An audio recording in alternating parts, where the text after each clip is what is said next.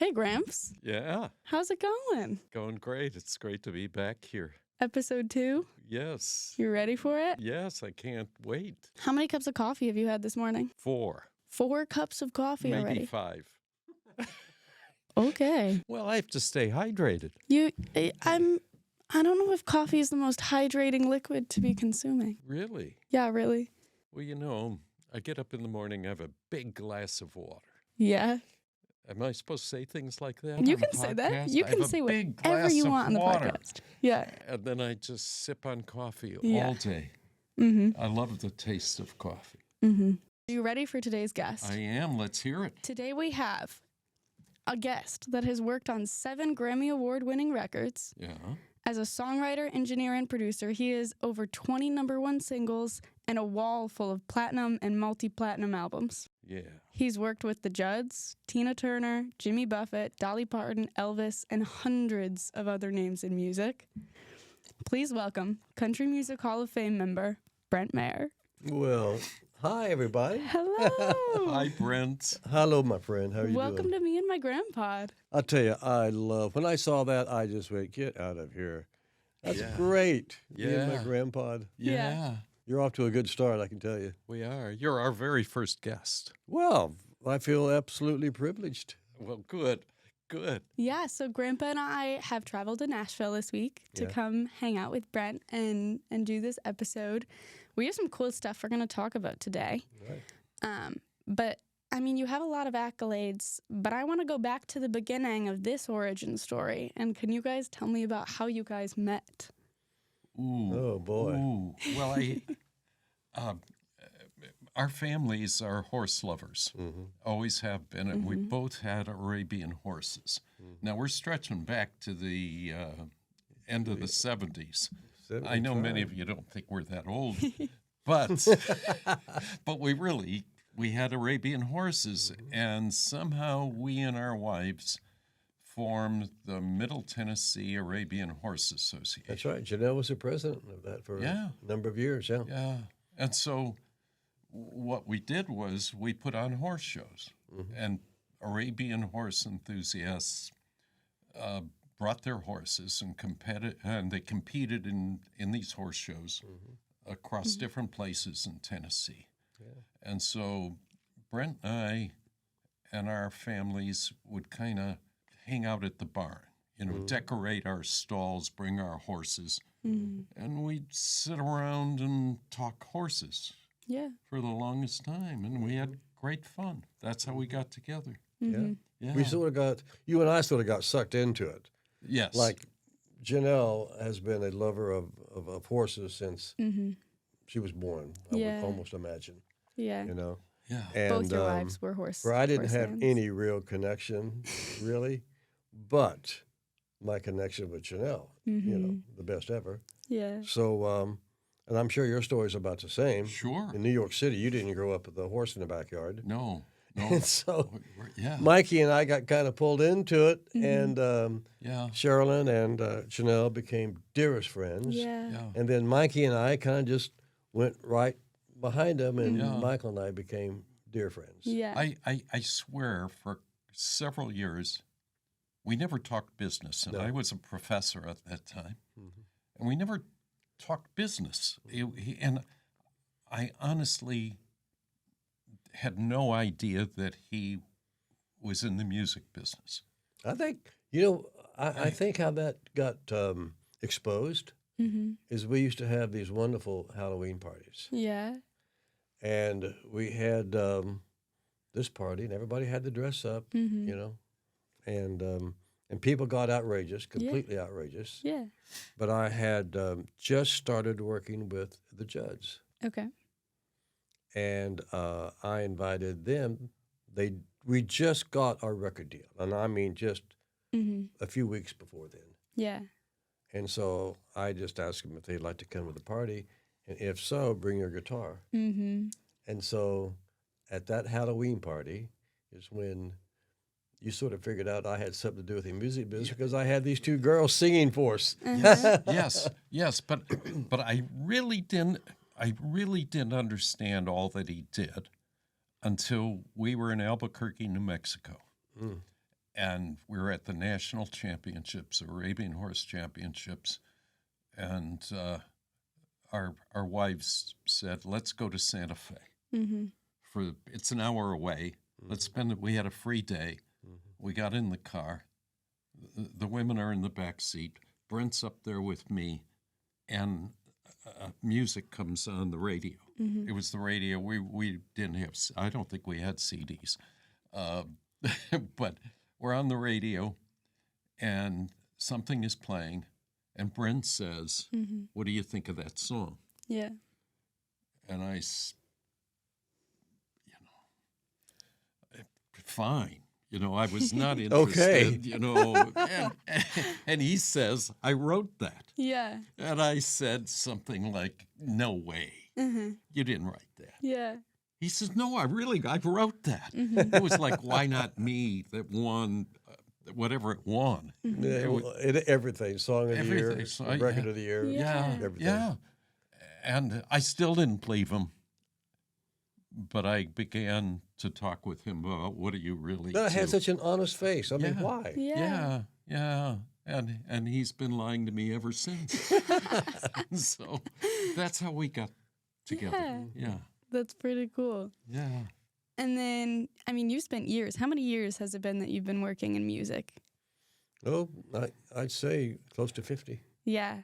Yeah. That's a long Started time. back in the late 60s, and my first hit was a song called Everlasting Love. Okay. And then right after that, about 3 years later, I was working with Ike and Tina Turner and recorded Proud Mary.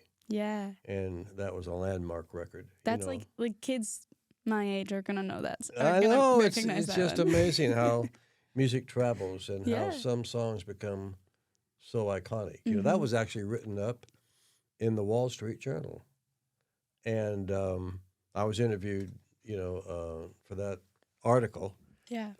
because I guess I was like I'm the last person around Yeah. that actually, made the record.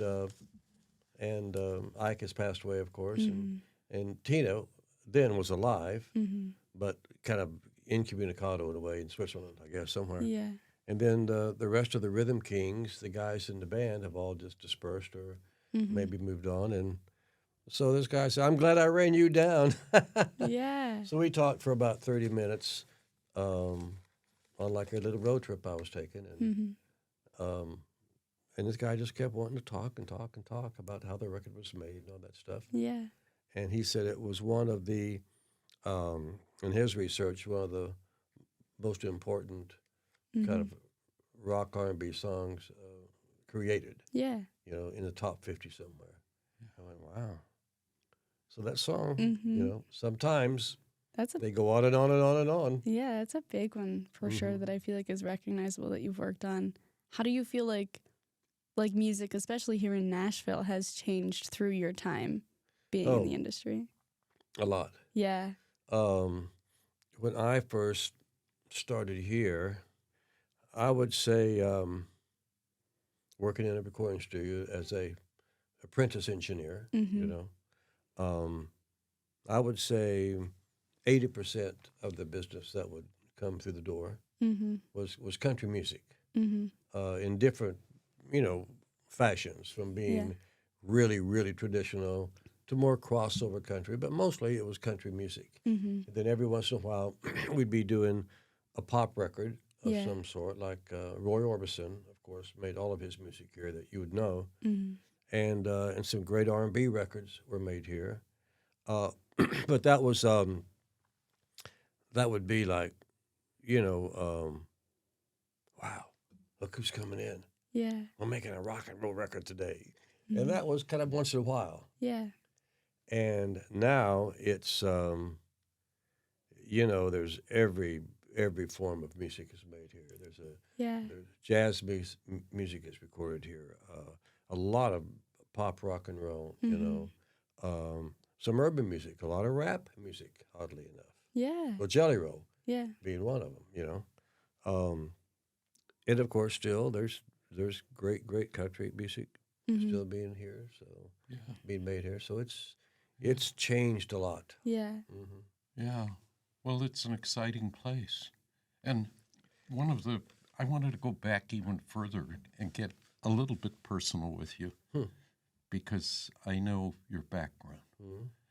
Let's go back to when you were a kid and you were 15 or 16. Because I just met a young man here in the studio who's just starting out and is talking about what he wants to do when he grows up. He just graduated from college. He's now working here at the studio. And let's go back to when you were a young man. Did you ever think when you were that young what you might become? What was your young life like? Well, it was, as you know, Michael, it was troubled. My childhood was troubled with both of my parents having addiction issues and then losing my mother to that when I was 14 and having difficulties living with my dad because he couldn't work. And so it was difficult. And even though I had started playing music, trumpet being my first instrument, when I was like in the 5th or 6th grade, I think 5th grade actually, it was apparent to my teacher, Mr. Miller, God bless him, that I did have a gift. Yeah. A little bit more than just an average gift for playing the trumpet. Yeah. Because he would catch me sometimes jumping parts, like if I was supposed to be playing second trumpet, and if I felt like a weakness in the third trumpet, I would just shift parts. Or if I felt like the lead trumpet player wasn't covering it, I'd just play that for a while. And because I thought it sounded better within the group. And he would pick that out. He said, "Don't think I don't know what you're doing, Brent." He said, "But, there's no harm in just playing what's written in front of you, too, Yeah. But anyway, he was very, very encouraging. But that sort of faded when my family moved from Kansas to Denver to try to make a fresh start. The trumpet, I don't even know where it went. It just evaporated somewhere.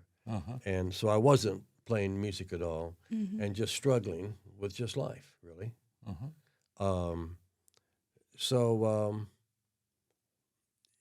In one of my moments of pretty having some very dark feelings, I remember it vividly. It was a freezing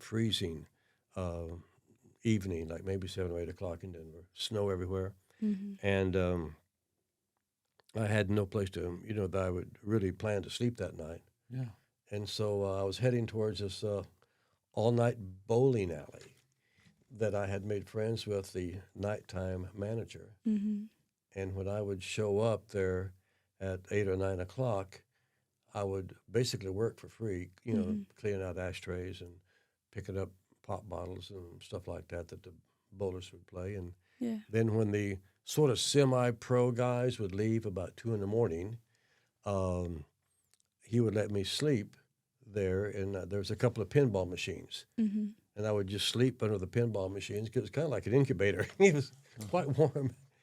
And one of those, on the way to the bowling alley, I just had this moment of just this anger just boiling up that was sort of frightening. And I looked into this mirror and I saw a reflection of myself. And to this day, I swear that I heard Mr. Miller say something to me that he had said all those years earlier when I was in the 5th or 6th grade, is that, "Brent, you have such an extraordinary gift. Don't ever let it not be part of your life. Yeah. Music is who you are." And so I looked at my reflection, and that voice came back to me. And then it's like I either made it up or something, or I sort of thought I heard this other voice that said that, this isn't who you are. It's just where you're at. Yeah. And And for some reason, this weight came off of my shoulder, and this anger that I was feeling about anybody I would see on the street that wasn't hungry or thought they had a place to go home at night. All that just left. Yeah. And then I said, well, it's music. Now, Michael, when you asked me, did I ever think I'd be in this business? Well, sure. I thought I was going to be the next Ricky Nelson.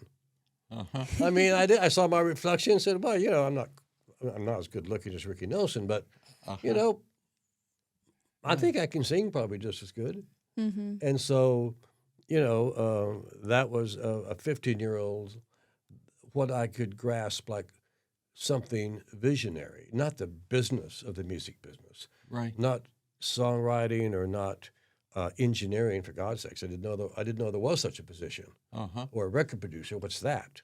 Yes. But what I did see is Ricky Nelson in my mind, and maybe I can go down that route. Yeah. And so, a friend of mine had a guitar, and I started learning how to play guitar. And then about a year or so later, another wonderful I've had a lot of angels, unawares and awares come in and out of my life. And a very important woman was one of those angels about a year and a half later. We can talk about that later. But anyway, that getting back when I was that young, no, I didn't know these positions existed, but I did know that Ricky Nelson existed. Yeah. That's great. Well, I think one of the things this podcast is all about is sharing with others about those who maybe are experiencing the impossible, who are really their lives are very difficult, and regardless, they reach up and they deal with those challenges, and they have the boldness and the strength to be able to overcome the difficulties they're having and to achieve success. And I think you're an inspiration, and I see how you work with young people and helping them to achieve, to be, and there's no doubt about it. I know how modest you are, Brent, but there's no doubt about it. The list of people that you've helped in this business who needed a hand, needed some work, you'd even hire them to clean out your barn and take care of the horses, help them along in this industry, in this business. And, I just needed to say that. Well, yeah. That's sweet, because I know that you mean it. Yeah. And when I've been really reluctant over the years to talk about my past, because I was always quite embarrassed about it. And I used to stutter a lot when I was a young kid, but still get hung up once in a while. Yeah. But anyway, as I've grown older, I've never envisioned myself of anybody with any extra amount of strength or courage, or say to myself, I'm just not going to let this beat me down. No, I've never really said that to myself. Yeah.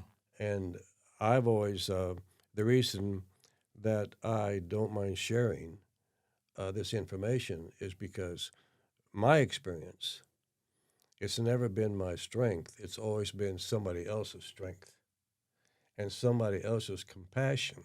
Yeah. That will somehow just, like some kind of miracle, would come into my life and either sort of set me straight on something sometimes, or give me opportunities. And so I've never felt that I've clawed, and scraped up this ladder and persevered. No, I've had one person after another help me and give me opportunities. Yeah. And that's, for me, to be where I am at now, it's always on the shoulders of somebody else. Always. Yeah. I think a lot of friends that I have that work in more creative industries or spaces that aren't necessarily like considered the most financially viable until you make it big, they all talk about being that starving artist and the concept of the work that you do is your passion and that's worth more than any dollar can bring you. But really, like, there is such a joy in sharing in that community and giving back to others that you just don't always see in other spaces, because people know that you need people and you need people to be successful and find the right path. And I think a lot of that happens, and I've seen it through the stories you talk about, that concept of it's not just, oh, I had a hard time and I got out of it. It's I had people around me that helped me get through it. And that's huge, to find your community of people. Yeah. Definitely. So the next kind of interesting thing, going off the note of giving back, is you guys work together on a little charity event called Boots and Bandanas. So can you guys tell me about the origin of that and what the purpose of that was and what you guys did? Well, let me take a step back. Yeah. Some people out there know that I started a research foundation to find a cure for neuropathic pain. Yeah. And so we had just put together a number of research projects on some of the best scientists in America, also in the UK and Israel. And we needed to get the word out there through a public service announcement that we needed money. Okay.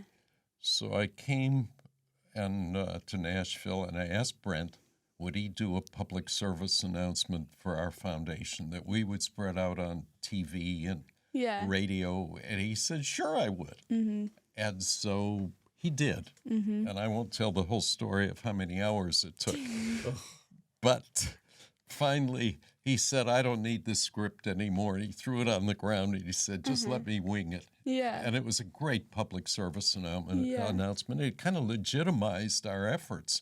Then we said, Brent said, hey, there's something else we can do. He said, I think we can do something to raise some more money for the research. And now I'll turn it over to him and say, Brent, what was that Boots and Bandana all about? It was, oh my gosh, we were so nutty. Anyway, I'll back up just a wee bit. Yeah. I'd never played golf in my life. I had no golf clubs in my house or my garage or the back of my car, anywhere. And the reason being is because I hated the sport. Yeah. Because in attempting to date my wife when we were back in high school, I tried to caddy. Oh, okay. Well, I weighed about 120 pounds, maybe back then. Yeah. Well, the golf bags weighed probably 50. And it killed me. Yeah. You know, and so I didn't have a really good taste in my mouth about that particular sport. Yeah. Right. And so in growing up and then, you know, having a career in the music business and having some success in that, I would say a majority of my friends did play golf. And some of them really good. Yeah. And they would always invite me, and I would say, of course not. I don't want nothing to do with that. Yeah. And so anyway, we had some extra pasture grass that we had no horses on. Yeah. About 15 acres or something like that. And one fall, it was the weekend I needed to cut it down. Yeah. And I said, well, I'm gonna take care of that back 30 or whatever it was. And Janelle says, well, okay, honey. He said, I'm going to bring some sandwiches down around noon because it's such a pretty day. I said, great. Then we'll, have a little lunch out here.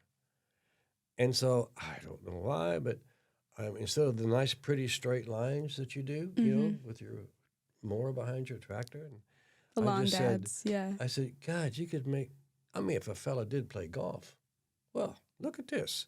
There's the Harpeth River running right there and some trees hanging over. And, well, if it was a golf course, where would one be? Yeah.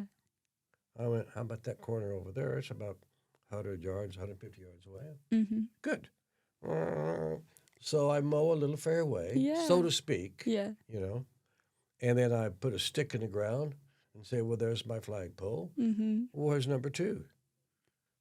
I went that way. Yeah. So then I mowed another little fairway. Well, I got 3 of them done, sort of. Mm-hmm. And Janelle comes up with some sandwiches, and she said,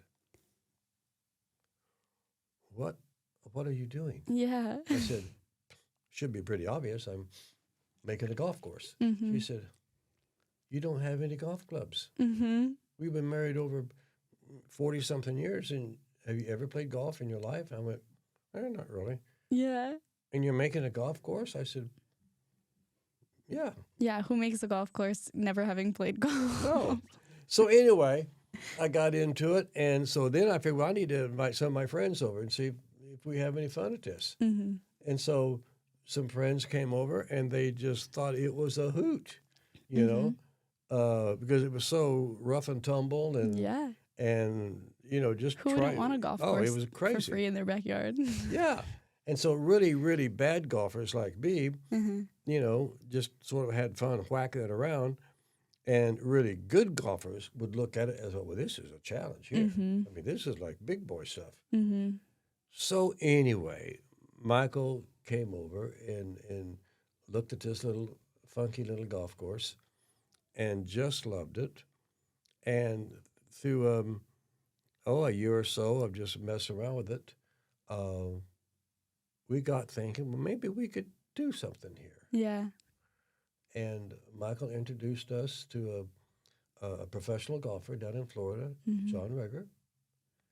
And John, who's grown up on real golf courses and actually played on the tour as a young man, Yeah. looked at this thing and just lost his mind over it. Yeah. He just loved it.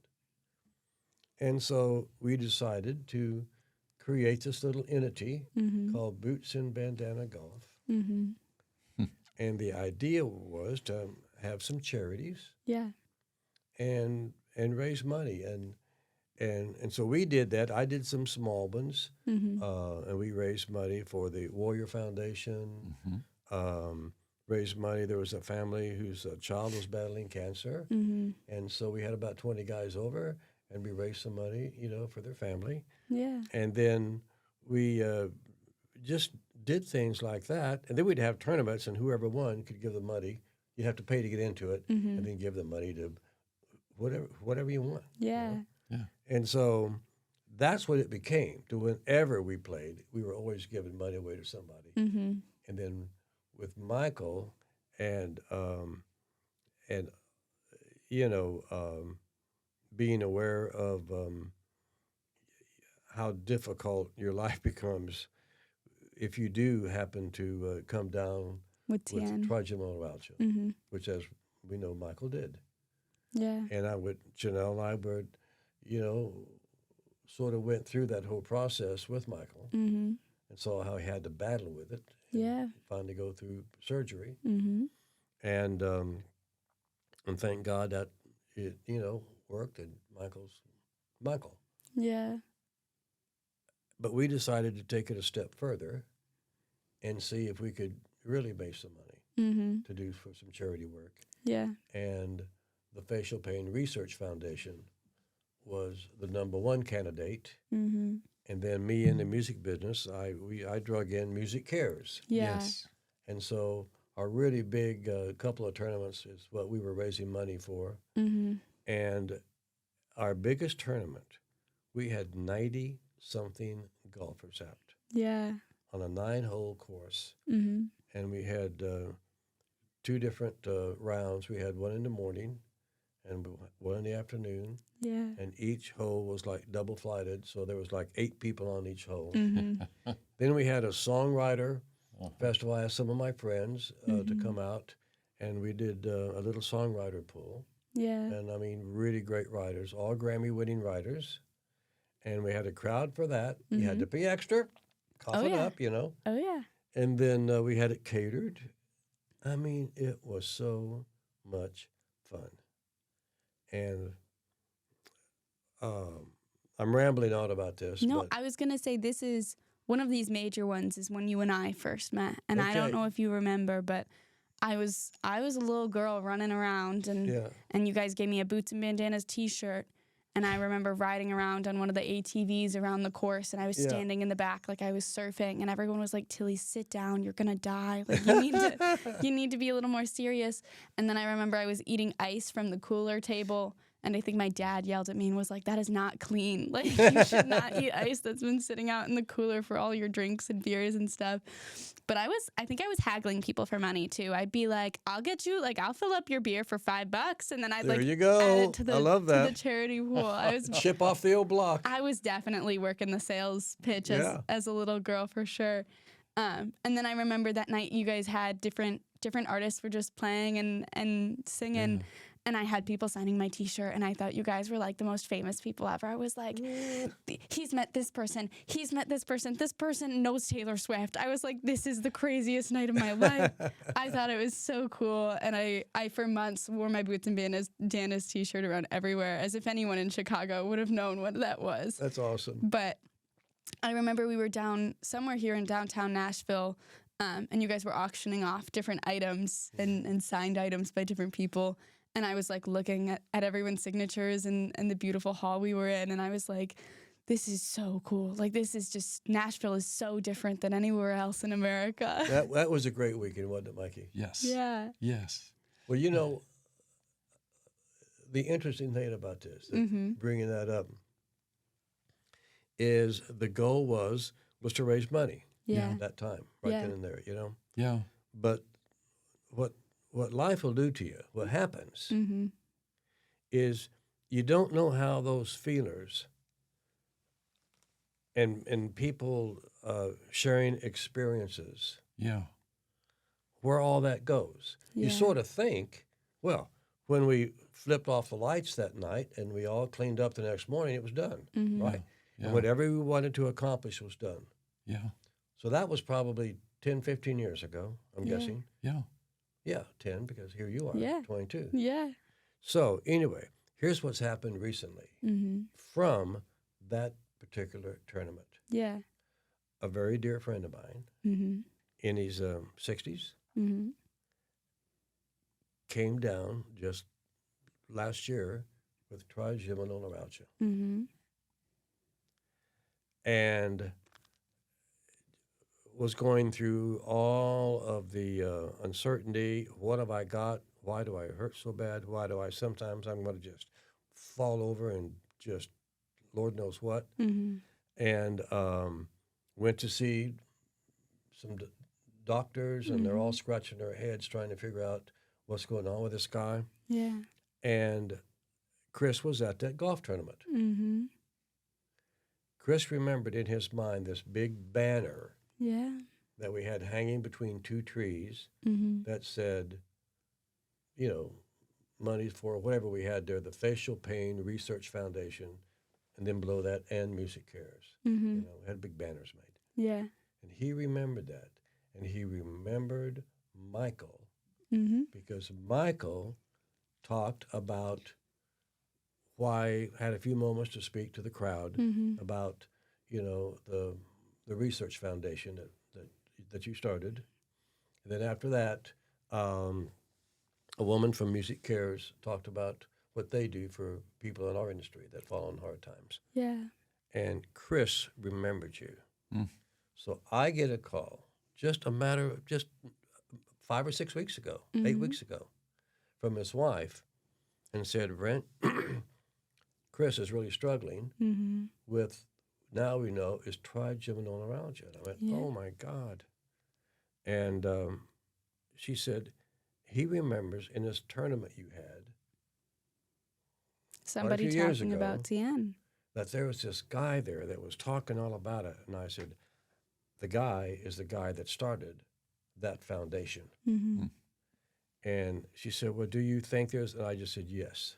Yeah. I said, as soon as we hang up, I'm going to call Michael. And I'm sure that he can give, you know, some help, some advice, something, some information. I call Michael, and Michael basically says, Brent, we can hang up now. Give me Chris's number. Yeah. And Michael called Chris moments later and put him on his path Mm-hmm. to where just 2 weeks ago, Mm-hmm. he was down in Louisiana playing golf with kicks Yeah. with no pain. I'll tell you something else that came out of that, though. I remember one of the events that we did, Brent was able to put together a performance at the Franklin Theater in Franklin. Okay. And of course, it was wonderful. And one of the people who showed up to lend her support, get up on stage, and say hello to everybody was Naomi Judd. Mm-hmm. And Naomi was just wonderful and very supportive of our work. And I think it's time to ask Brent about... I was going to say, you did a lot of work with the Judds. They won multiple Grammys. Mm-hmm. You worked on a lot of music with them. Right. And you've done something really special that just came out back in October. And could you tell the Me and My Grandpa fans about what you did? On this new record? Mm-hmm. Well, I got a call from Renee Bell, who was a longtime employee, RCA Records, head of A&R. Yeah. And it was about a month after Naomi she lost her war with depression and mental illness, and she took her life. Yeah. And the night before, they were being inducted into the Hall of Fame. Mm-hmm. And just a week before, this massive tour was taking place, sold out arenas all around the country. And she just got to a place, obviously, to where she couldn't take it. Yeah. And so Renee calls me and said, Brent, we need to do a tribute record to the Judds. Mm-hmm. And she said, we just can't let Naomi's death be just a footnote Yeah. about what happened the night before they were going to be inducted into the Hall of Fame. Mm-hmm. It can't be that. Yeah. You know, we need to do this record, and we need to get involved, some of the iconic artists that I'm sure would love to take part in this, Yeah. and some young, exciting artists that probably weren't even born yet, but are aware of the music. Yeah. And then, maybe when they're out touring, they'll talk about the opportunity to make this record. Yeah. And maybe on social media, they'll be talking about it, and not just for a short period of time, but maybe a year from now, 2 years from now. Yeah. It'll pop up, Definitely. And she said, so what do you think? Mm-hmm. I said, well, you said the whole thing, Renee. Of course we should do it. I mean, I would be thrilled to be part of that, you know? Because going back to what you were saying, I actually discovered the Judds and produced all the records, So I was thrilled, and then Renee said, well, we need to bring in Joe Galante, who was the president of RCA and who signed the Judds. Yeah. And we want Joe to not only be part of the creative process, but to really take care of the business end and land us the right label Yeah. to put this record out that will do what needs to be done. And so that was Joe's mission, and of course he did a fantastic job. Yeah. And we walked into, he thought BMG Records would be the correct label. So we walked in there, Renee and I, and Joe, and had a meeting with John Loba, the president of that label. 45 minutes later, we had a record deal. Yeah. Boom, ready to go. And so then it was just a matter of selecting the songs that we felt people would really want to hear. Yeah. And then we just started talking about various artists, like, well, who would we like to hear sing Mama, He's Crazy? Lainey Wilson. Yeah. So you picked the songs first and then matched artists Yep. with those songs. Pretty much that's how we did it. Mm-hmm. And it was a moving target. Mm-hmm. Like some things we would decide because we had too many songs. Yeah. You know, we started out with like 18 Mm-hmm. because we had that many number one records. Yeah. And then vinyl, of course, outsells CDs Mm-hmm. today. Well, you can't put that many songs on a vinyl record unless you Yeah. do a double album, Correct. which drives the cost, Up a lot. up. And part of the reason for doing a record was not only just keep the conversation alive, Mm-hmm. but BMG is donating a nice piece of the profits to the Mental Illness Foundation Okay. that Winona and Larry and Ashley support. Yeah. And so we're raising money for the foundation and then also just keeping that music alive, but people talking about it, Yeah. you know. So anyway, we sort of came up with a song list and started picking artists. And then we said, well, now, are we going to have a duo partner on every tune? Yeah. Because they were a duo. Mm-hmm. And we thought about that. And the answer was, I think we should try to at least most of them. Yeah. Maybe a few not, but most of them probably. Mm-hmm. Well, who should we get to sing with Lainey Wilson? And I think I can actually take credit for this, but I remembered Dolly. Dolly Parton, that is, everybody. Yeah, Dolly Parton. I'm sorry. No, Dolly. If she's Dolly to you, she could be Dolly. But I was just, But at Naomi's celebration of life service, yeah. Dolly Parton, opened up that service Yeah. and spoke so eloquently about her love for Naomi. They were Yeah. very close. And, of course, sang a tune. Mm-hmm. And when Lainey Wilson, I said, Dolly Parton. Mm-hmm. And so I called a dear friend of mine who was her producer, Mm-hmm. And told him what we were up to. And he said, I'll get right back to you. Yeah. And so the next morning, about 11 o'clock, he said, Dolly is so into this. And, Yeah. And so he also said, was that quick enough for you, Brent? Mm-hmm. And I said, Buck, that's great. So anyway, Renee Bell did my part of the job of making a record Mm-hmm. was pretty much effortless. I mean, it was so much fun. Yeah. Renee did all of the logistics about, reaching out to the artist. And it's just not like I can call you Yeah. and say, hey, Tilly, how'd you like to do this? Well, you're Yeah. going to say to me, of course, I'm into it. Mm-hmm. No, I got to call Michael, your manager. Mm-hmm. And then Michael says, well, let me check with Tilly. Mm-hmm. And then, well, now she's doing this and she's doing that. She's doing this podcast. She's doing this, whatever she's Yeah. doing when you need it done. Yep. Well, we need it done here. Oh, my God, she's going to be in Europe then. Or she's starting rehearsals. Mm-hmm. Or she's already on tour. Mm-hmm. And we ran into that virtually with everybody. Yeah. Because we started it in the spring when everybody is gearing up. Mm-hmm. And you've got some heavy hitting names on this record. We got some heavy hitters. Yeah. So it's not just small town folks who have time on their hands. No. I mean, Reba McEntire, are you kidding Oh me? my gosh. Like Reba starts off Girls' Night Out, Mm-hmm. and which we did right here in this room. Yeah. And it was just a hoot. And Yeah. Like I've known Reba very casually Mm-hmm. for a number of years, meeting like in the green room at the CMAs or at the Grammys or something like that. No big deal. Yeah. Well, just having a casual, great to see you, Just and you and great Reba. to see you, congratulations, and but that's about it. Yeah.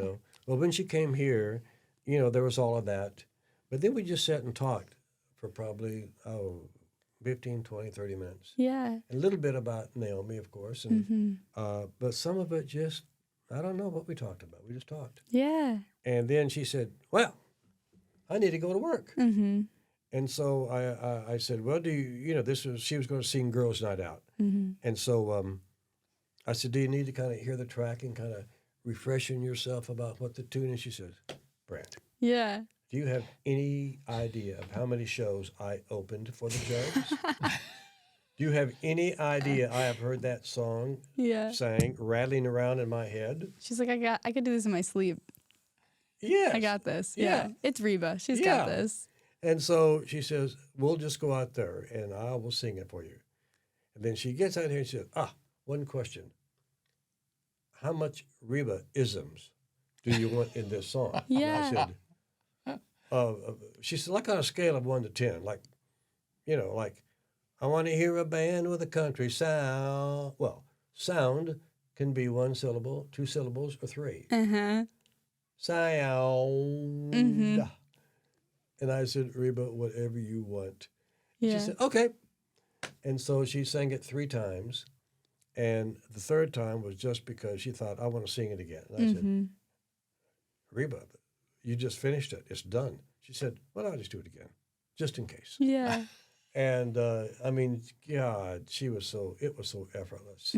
Because some artists, like it takes hours sometimes to feel like you get the right sometimes, pitch and the beat if you don't and know everything. the tune and you're trying to find a special something, a lot of times when we do take quite a bit of time getting a vocal, sometimes it's not that they really can't sing it or they haven't sung it well. Yeah. It's just they're looking for something. Correct. Like, yeah. no. Okay, I'm glad you like it, Brent, but I'm not quite there with this thing yet. That happens a lot too. Yeah. But anyway, that was great. And Cody Johnson came in here and sang Grandpa and just killed it. Yeah. So and many. you have Blake and Gwen singing Blake, together. Yeah. Which is really cool. Yeah, they did that vocal out in California. Okay. We cut the tracks here, but the vocals they did out in California. Yeah. So where can people find this record? Where can they listen to it and buy it and do all the things? Well, obviously you can buy it online, quite easily. Yeah. And then hard copies, I'm sure that Walmart will have it. Target, I'm sure will have it. God, I miss record stores. I mean, I wish I could tell you Tower Records. Yeah. I wish I could tell you, it pains me. Yeah. But are they printing it as a vinyl or not? Oh yeah, it's going to be vinyl too. So in some record stores they might have it. Oh yeah, A tribute to the Judds. Well, any place where there is a record to be sold, that record will be there. Okay. Yeah. At your nearest music purchasing store of choice, go find a tribute to the Judds. Yeah. Yeah. Yeah. Well, one of the things that excite me about our lives, Brent, is that both of us are still young at heart, but we're also still thinking about what are we going to do when we grow up. And we've got to talk about this new project, first of a kind, that you've worked on during the pandemic. And that we talked about it, that you worked on when you couldn't get out, you had to be at home, and you created something that you've never done before. And I think you got to share it because I think it's inspiring. So tell us about tell us about it. A brief summary. No, it's of your next it's a place that I never dreamed I would go that has anything to do with the music business or entertainment business. Never in my wildest dreams. Yeah. But the darndest thing happened. My wife, Janelle, and I, we were driving home from Colorado. We were right smack dab in the middle of Kansas and on I-70 and driving 70, 75. And this big road sign said, stop, visit the Orphan Train Museum, Concordia, Kansas, exit, whatever it was. And of course, it's gone just like that. And I look in my rearview mirror, and there's this wafy little child, obviously dated back in the, late 1800s or something like that. And I went, Orphan Train, what? And so I told Janelle, honey, I said, can you look up Orphan Train Museum, Concordia, Kansas? She said, sure. Blah, blah, blah. And it pops up just like that. It's a Smithsonian museum. And for the next day and a half, we did nothing but research and read about part of our country's history that we had no idea about it happened. Mm-hmm. It's very important, in my opinion, and hardly anybody knows about it. Yeah. So, what was taking place Mm-hmm. from the mid to late 1800s up until 1925? Mm-hmm. There were no social services. Yeah. So, when terrible things happened, whether it's the Spanish flu Mm-hmm. or other influences or World War I, Mm-hmm. when families got hit hard and parents died and there's nobody else, and if you didn't belong to a church that had an orphanage or something like that, you were on the streets as a child, from 3 years old to infants to people up to 4 years old, and that went on for over 50 years, Mm-hmm. up until 1925, Mm-hmm. when we started our social services Yeah. in this country. So you passed by this sign and Right. started doing research Right. and realized, holy crap, this is kind of a cool thing that nobody really knows about here. Right. Shocking. I mean, New Yorkers, people born and raised 2 generations, 3 generations, New Yorkers, have never heard about this tragedy Yeah. that fell upon that city for 30, 45, almost 50 years. Mm-hmm. So anyway, Reverend Brace, who we were talking about, Methodist preacher, Mm-hmm. was terribly distressed. Um, and, well, I sort of came up with the idea. But anyway, Reverend Brace was reading this newspaper article, Mm-hmm. and it was about how the West was just exploding, Yeah. and how a lot of people that were immigrating from Europe were just checking in at Ellis Island and moving on, Mm-hmm.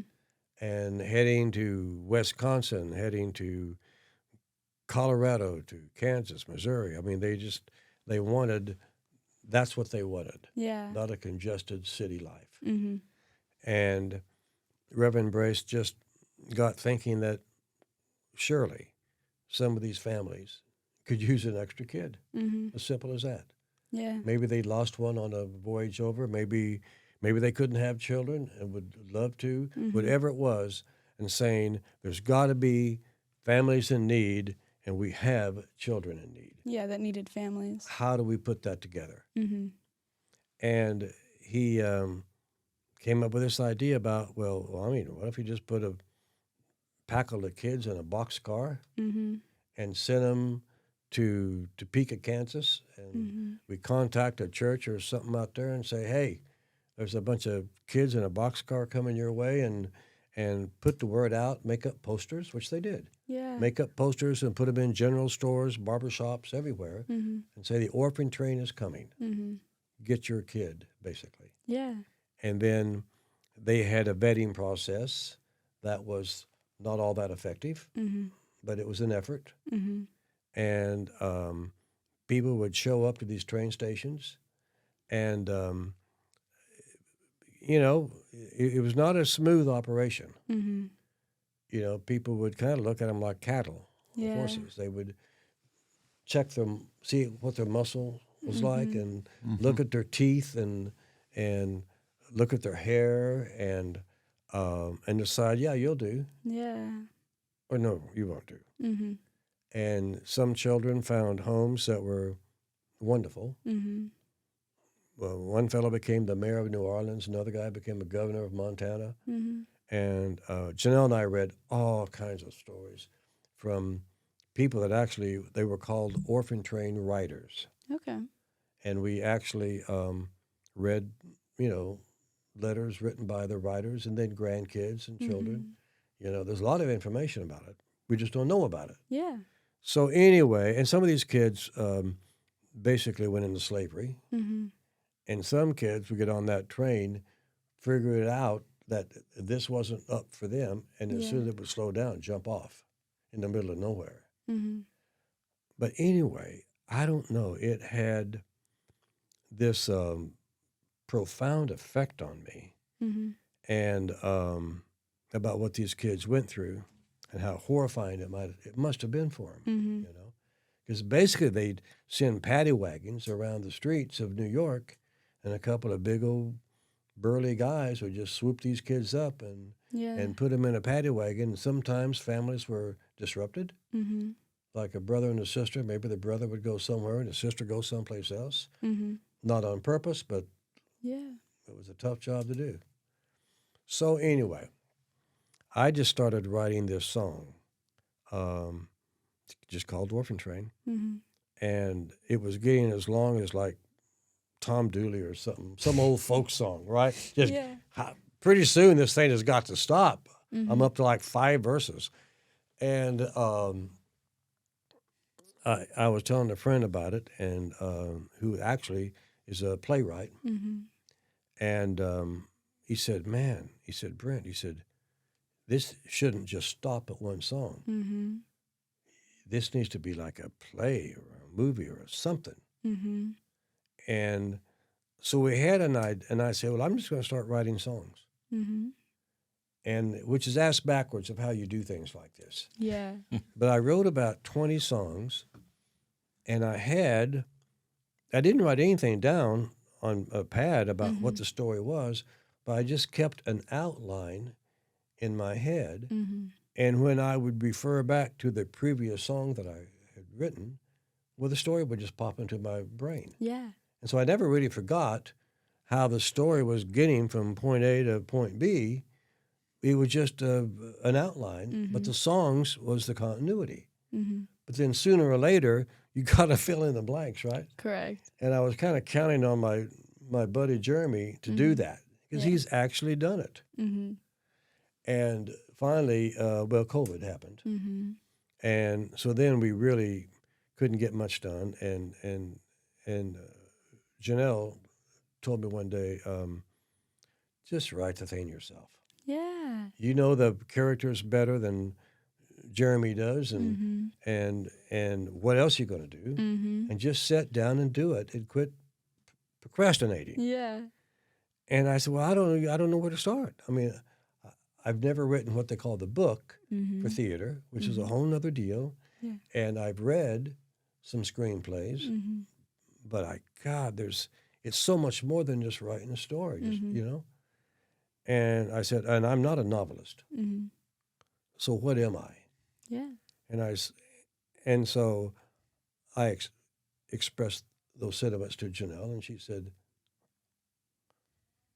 it's another excuse. Write it. So I sat down and I just got thinking, well, if I were to tackle this, how would I do it? And it just came back to me that when in my earliest childhood in Kansas, television was around, we just didn't have one. Correct. Because there was no reception in the friggin' middle of that state. And so we listened to radio all the time, all the radio shows, Mr. and Mrs. North and Gangbusters and Hopalong Cassidy and all these different shows, The Shadow, all that stuff. And I said, you know what? I think I can write this as if it's a radio play. Yeah. With a narrator telling the story and then jumping into first person for the characters. And I think I can do that. And so I just started with it, and it just sort of came pretty easy when I was thinking of it like that. And so my story, you can't tell a story about, I didn't mention this. During this time period between when the Orphan Train started, it went from the late 1800s up until 1925. And in 25 is when social services were developed. Yeah. During that time period, over 250,000 children were taken off the streets of New York City into every state of the Union. Some estimates are closer to 400,000. Wow. And that's unbelievable, isn't it? Yeah. So anyway, obviously, I couldn't write about 200,000 kids. So I centered my story around 3 children. Mm-hmm.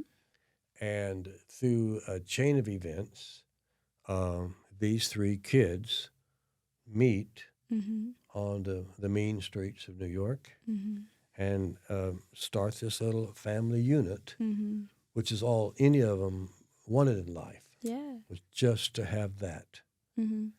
And then the orphan train comes in Mm-hmm. and is a bit disruptive. Mm-hmm. I was gonna say I don't want to spoil too much for the I'm people. not. I'm going to stop right there. But I was gonna say they continually kind of find each other and find joy and purpose, even though they go through hard things. Well, you meet them at 11, Mm-hmm. and when the play ends, they're 21. Okay, And so, it's 10 years. as life is, there's a lot of ups and downs. Yeah. So that's your big thing. Well, we'll see. It's something. It's So been you've written passion a project. musical. well. What it is, yeah. What I call it now, which there is no such thing, which is kind of fun. It's a musical novel. Ah, So you've got some exciting stuff you've been working on. You're working on in the future. You're a music man, some could say. You're working with music every day. And my lovely grandfather is a music fan, I would call it. And he listens to a good handful of music. He's kind of picky. He listens to specific things. He loves songs about love. That is one of his favorite genres of song, some might say. But he wants to do this thing on our podcast where we talk about our favorite song lyrics each week from one song that we each pick out. And so if you're down, we're inviting you to talk about a song lyric this week with us, if you have one.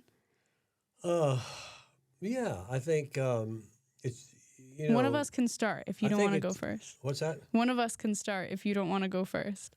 Well, I don't care. Okay. Go first, Michael.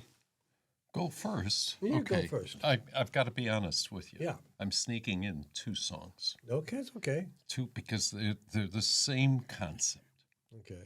Forever listening to some women who often they develop new relationships with people, and because they were hurt at one time by another man, they become, what's the word, untrusting. They're afraid to jump into a new relationship. Got two songs that are very similar in some ways, the words. Okay, the first one is Bruce Springsteen. Right. Okay, Bruce has got a song, big hit, called Tougher Than the Rest. And there's a line in there where he's singing and saying to her, if you're looking for love, honey, I'm tougher than the rest. He's saying, man, I'm good at it. Okay? The other one is by Billy Joel, where he's, the song is a big hit called Innocent Man, where he's saying, I'm only willing to listen to you cry because I'm an innocent man. I'm an innocent man. Yeah. Don't blame me for what somebody else did to you before. So that's it. I snuck in two. Well, that's good. Yeah. It's your show. Yeah. It's It you and is. Tilly's It's show. Great lines, huh? Yeah, they were Okay. great. All Yeah. right. Are you ready for my heavy hitter this week? Ooh. All right. I planned it. Last week I did it on the fly and had no idea what I was All doing. Oh. My heavy hitter this week, a wonderful woman who is in the news at the moment, Okay. Miss Amazing Taylor Swift. Okay. And she one day walked these very streets on these blocks recording music. So I decided that I would pull from Taylor Swift's Fearless Taylor's Version record and the song 15, Taylor's version. Okay. And the whole song, I'm sure you guys know, most people know, is kind of an homage to like when you're younger, you do things and you're never going to know exactly what you want to do and you're just young and that's okay to be young and do those things. But at the end of the song, she's writing back to her younger self. She says, "But I found time can heal most anything, and you just might find who you're supposed to be, but I didn't know who I was supposed to be at 15." And I think I think people go through different things. Obviously, at 15 years old, most of us were not on trajectory to become Taylor Swift as she is now. But I think everyone, and it's interesting with our dynamic to think back to like when you were my age and your perception of your future versus me looking through the lens of you to think about my future. It's cool to think and meet wonderful people that are doing cool things to help kind of show the world that right now, whether you're 15 or 25 or 35 or 55, like you can still figure out what you want to do and what you want to be. And we talked about that a little bit today, but or 85. Yeah. You can do whatever at any age. Yeah. There are some things you probably shouldn't do at some ages, but it's okay. But especially with music, you can enjoy music at any age. So we'll pass it on to our guest. Well, I think for me, when Michael, you guys sprung it on me that, think about this, And I think it's the first thing that popped into my mind, and I'm sure it's because of this record I just finished up, this tribute record. Yeah. And the last song on it is a song called Love Can Build a Bridge. And Jelly Roll, and this great R&B artist, K. Michelle, and the Fisk Jubilee Singers are the performers on this song. Yeah. And it's extraordinary. But the lyric on that chorus, love can build a bridge between your heart and mine. Don't you think it's time? Don't you think it's time? And God, when you just think of where we're at in the world today, Yeah. all the turmoil, all of the hatred that, you can't imagine it. You can't imagine how anybody can build up that much hatred and animosity towards another human being. Yeah. And not only that, not just a individual person, but groups of people, nationalities of people. Like, where does that hatred come from? And, why can't love build that bridge between this and that? And just fix it. Yeah. And then when she says, don't you think it's time? Damn right. It's time. It's time. It's time. And so that's what popped in my mind, just like that. Yeah. Great. Well, thanks for Those are some joining us good and ones, doing this, guys. Brent. I think it's time for us to sign off, guys. Well, I'll say thank you to everyone today who decided to click and listen or watch, and you're welcome to come back next week. Every Wednesday we'll be here on all the socials. You can follow us at Me and My Grandpod. And even potentially more importantly, go find the Judds, a tribute to the Judds, the album. why not? Go take a listen, have fun. Leave some comments below for next week's conversation, or for Brent for maybe a future episode. We'll do a 2.0 to talk about some more stuff you guys might be interested in. Anything else you guys got before we leave? No, I had a great time. Okay. Wave Thanks, goodbye. Thanks, Tilly. Bye-bye. Bye.